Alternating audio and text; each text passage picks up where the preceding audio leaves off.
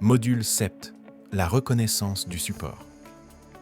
Avant toute pose d'un système d'isolation thermique par l'extérieur, il est indispensable d'évaluer la nature et la qualité du support.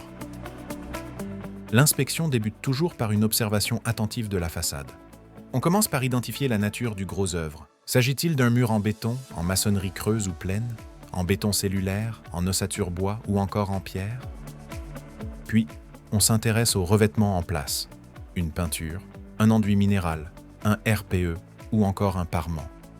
On scrute également les éventuelles traces de pollution, comme des noircissements, des algues ou des mousses, qui peuvent parfois être le signe de pathologies sous-jacentes. Si le support est neuf, on veille tout particulièrement à vérifier son niveau de séchage.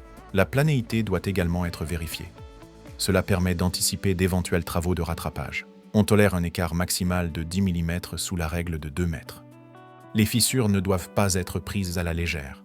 Il faut distinguer les fissures actives, évolutives, des passives, inertes, ce qui influence les réparations à prévoir. Des sondages ponctuels sont également utiles. Ils permettent de déterminer la composition exacte du support, en cas de doute ou de structure complexe. Aussi, un test de sonorité est primordial. En tapotant la surface, on détecte les zones creuses, indicatrices de décollement ou d'instabilité. Ces zones devront être reprises avant toute mise en œuvre. Lorsqu'il existe un doute sur la qualité du support, on fait appel à un technicien qualifié pour réaliser des tests d'arrachement. La reconnaissance du support est détaillée dans le CPT 3035. Il doit être réalisé par des professionnels formés.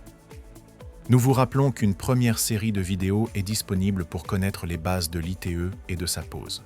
Pour en savoir plus, adressez-vous au mur Manteau, qui vous orientera vers un organisme de formation.